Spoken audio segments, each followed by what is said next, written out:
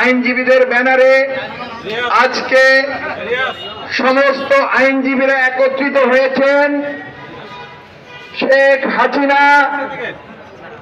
হাসিনার দোসর যে সকল আইন কর্মকর্তারা এখনো অ্যাটর্নি জেনারেল অফিসে ঘাপটি মেরে বসে আছেন, তাদেরকে অবিলম্বে পদত্যাগ করার জন্য আজকের এই সভা থেকে আহ্বান করছি। পাশাপাশি নতুন বিচারক নিয়োগের ক্ষেত্রে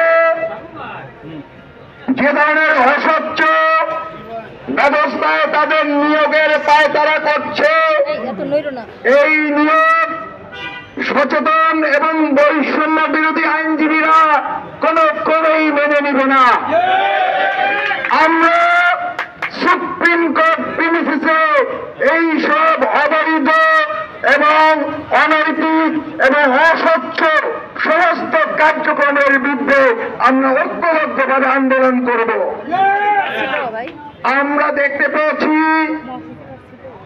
জুলাই আগস্টের ফ্যাসিস্ট বিরোধী যে আন্দোলন হয়েছে, সেই আন্দোলনে এদেশের ছাত্র জনতার পাশাপাশি সচেতন আইনজীবীরা অত্যন্ত গুরুত্বপূর্ণ ভূমিকা পালন করেছে।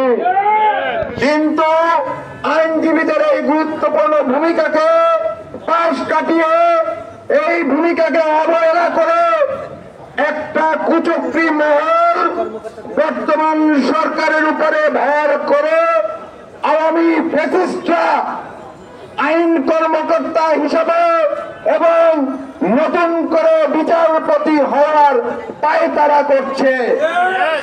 আমরা সুস্পষ্টভাবে আজকের এই অনুষ্ঠান থেকে জানিয়ে দিতে চাই, কোন ফ্যাসিস্ট যদি কোন ফ্যাসিস্টের দোসরকে বিচারপতি হিসাবে নিয়োগ করার চেষ্টা করা হয়, এর দাঁত ভাঙা জবাব দেওয়া হবে। কোন ক্রমেই তাকে ইজলাসে বসতে দেয়া হবে না। আমরা সবাই ঐক্যবদ্ধ থাকব।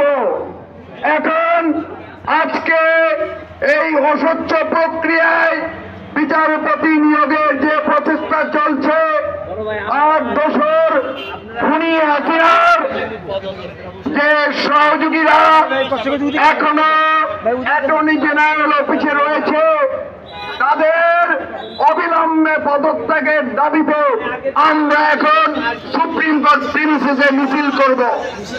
আমরা এখন সবাই